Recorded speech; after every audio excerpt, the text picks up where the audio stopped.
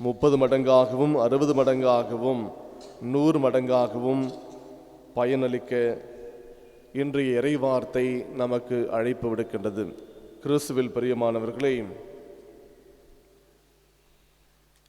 ஒரு முறை வகுப்பறையில் இருக்கின்ற பொழுது ஒரே ஒரு மாணவனை மற்றவர்கள் எல்லாம் கேலி கிண்டல் செய்தார்கள். அந்த மாணவன் சற்று பருமன் அதிகமாக, குண்டாக, அமைதியாக இருந்ததால் இன்னும் அதிகமாக அந்த மாணவனை மற்ற மாணவர்கள் கேலி செய்கின்றார்கள். ஒரு முறை அந்த மாணவன் அமைதியாக இருப்பதனால் அவர் சற்று முட்டாள் என்றெல்லாம் அவரை அழைப்பது உண்டு. அப்போ மற்றவர்களெல்லாம் சேர்ந்து அவனிடத்தில், அங்கே பார், ஒரு தேவதை, அதாவது ஒரு ஏஞ்சல் அங்கே இருக்கிறது பார் என்று சொன்னார்களாம். உடனே இந்த மாணவன் ஓடி சென்று ஜன்னல் வழியாக பார்க்கின்றான். அங்கே ஏஞ்சல் இருக்கிறதா இல்லையா என்று பார்ப்பதற்காக ஓடி சென்று பார்க்கின்றான். அங்கே ஏஞ்சல் ஒன்றும் இல்லை. மற்ற மாணவர்கள் எல்லாம் அவனை கேலி செய்வதற்காக இவ்வாறு எல்லாம் செய்தார்கள். அப்போ அந்த நேரத்தில் வேறு யாராவது இருந்தாக்க நிச்சயமாக ஏதாவது திட்டிருப்பாங்க, ஏண்டா இப்படியெல்லாம் என்ன செய்கிறீங்க அப்படின்லாம் சொல்லியிருப்பாங்க. ஆனால் இந்த மாணவன் அவர்களுக்கு பதிலளித்தது, அங்கு ஏஞ்சல் இருப்பதை நான் நம்புவேன், ஆனால் என்னுடைய சக நண்பர்கள் பொய் சொல்வதை நான் ஒருபொழுதும் நம்ப மாட்டேன். ஒருவேளை அங்கே ஏஞ்சல் இருந்திருந்தாலும் நான் நம்பியிருப்பேன், ஆனால் என்னுடைய நண்பர்கள் பொய் சொல்வார்கள் என்று நான் ஒருபொழுதும் எண்ணியது கிடையாது, அதை ஏற்றுக்கொள்ளவும் முடியாது என்று பதிலளித்தாராம். அன்பார்ந்தவர்களே, இப்படி மற்றவர்களால் கேலி கிண்டலுக்கு உள்ளான ஒரு மாணவன் தான் அவருடைய மென்டர், அவருடைய ஆசிரியர் ஆல்பர்ட் த கிரேட், புனித ஆல்பர்ட் த கிரேட். அவர் சொன்னார், உன்னை எல்லாரும் ஒரு நாள் இப்பொழுது கிண்டல் அடிக்கின்றார்கள், அவரை டம்ப் ஆக்ஸ் என்று, ஊமை மாடு என்றெல்லாம் அவரை அழைப்பார்களாம். ஒரு நாள் இந்த மாட்டினுடைய கர்ஜனை எல்லாருக்கும் கேட்கும், நீ ஒரு காலத்தில் பெரியவனாக வருவாய் என்று அந்த மாணவனை இந்த புனிதர் பாராட்டி அவருக்கு ஊக்கம் அளித்தார்.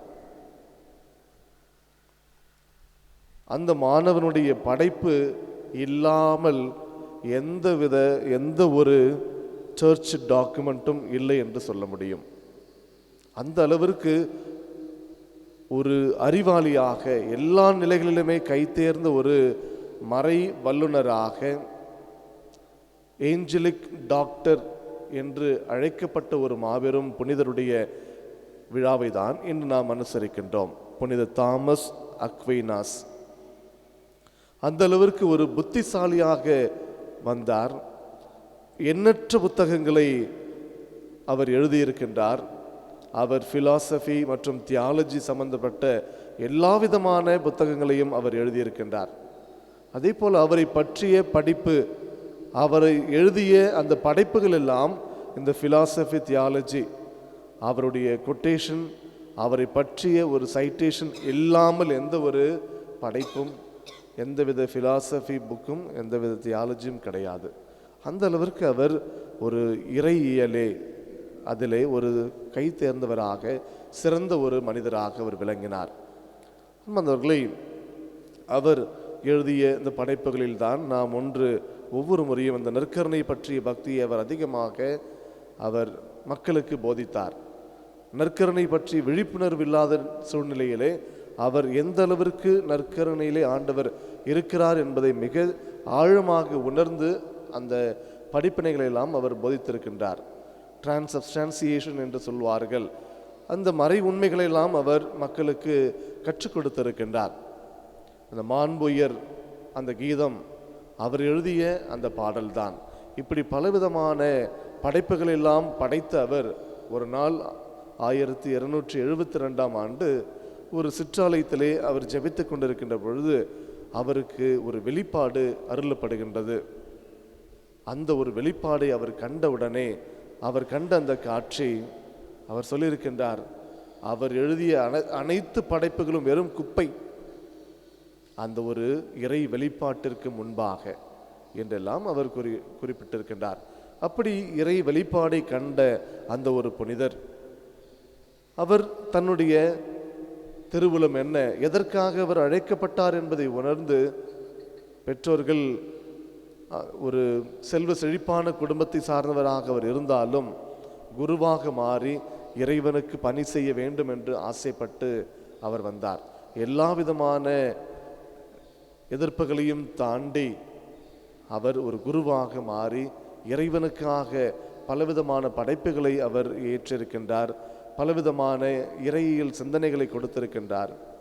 இப்படிப்பட்ட ஒரு புனிதர் அவர் தன்னுடைய வாழ்விலே 100 மடங்காக பலன் கொடுத்திருக்கின்றார். எனவேதான் அவர் இன்றளவும் புனிதராக அறியப்படுகின்றார். பிரியமானவர்களை, நாம் ஒவ்வொருவரும் இந்த இறை வார்த்தையை கேட்டு அதன்படி சிந்தித்து செயல்பட 30 மடங்காக 60 மடங்காக இன்னும் 100 மடங்காக நாம் பலன் கொடுக்க அழைக்கப்படுகின்றோம். நாம் கொண்டாடக்கூடிய இந்த புனிதர் அப்படிதான். அவர் தன்னுடைய அழைப்பினை ஏற்று அவர் 100 மடங்காக பலன் கொடுக்கக்கூடிய ஒரு புனிதராக மாறினார். நாமும் அவரை போல 100 மடங்காக பலன் கொடுக்கக்கூடியவர்களாக, இறைவனுக்கு ஏற்று உகந்தவர்களாக வாழ வேண்டி அருள் வர வேண்டி தொடர்ந்து திருப்பலியிலே நாம் கொண்டாடுவோம்.